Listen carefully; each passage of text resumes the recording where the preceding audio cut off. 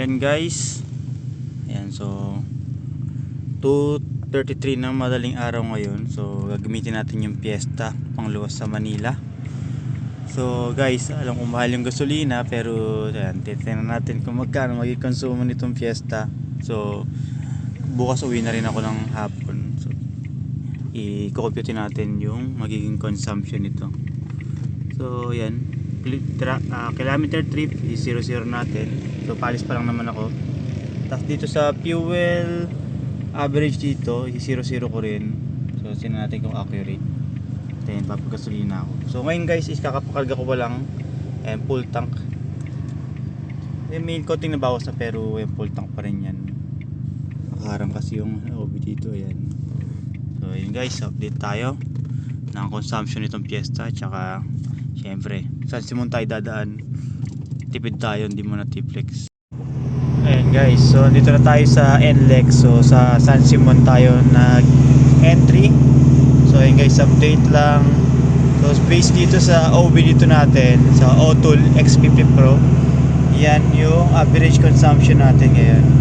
So compute pa natin, siguro around nasa 14 kilometers per liter. Ayan, so tingnan natin.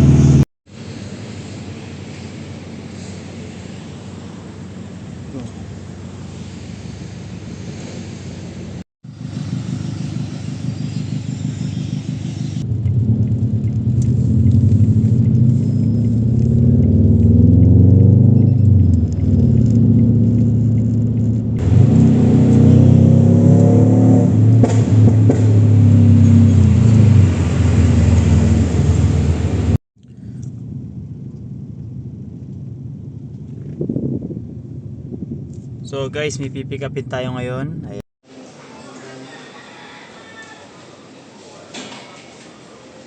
Ito, price list.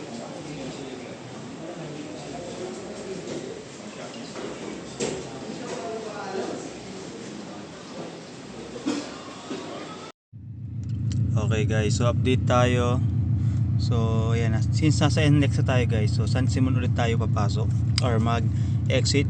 So ayan, rektahan na guys yung takbo natin. So ngayon is nakaka 203 kilometers na tayo, and based dito sa OB dito natin 8.4 kilometers per liter na, or per 100 kilometers pala. So around mga 1:13. So computing ko na lang, estimate ko lang yun.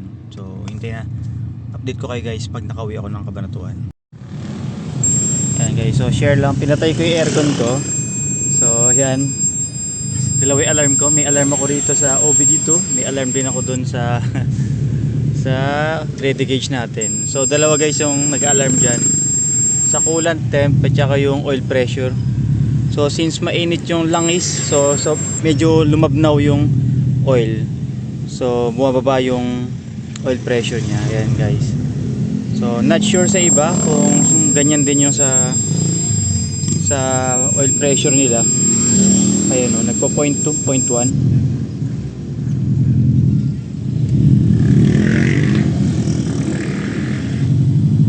Kasi 5W30 yung gamit ko, so malabnaw.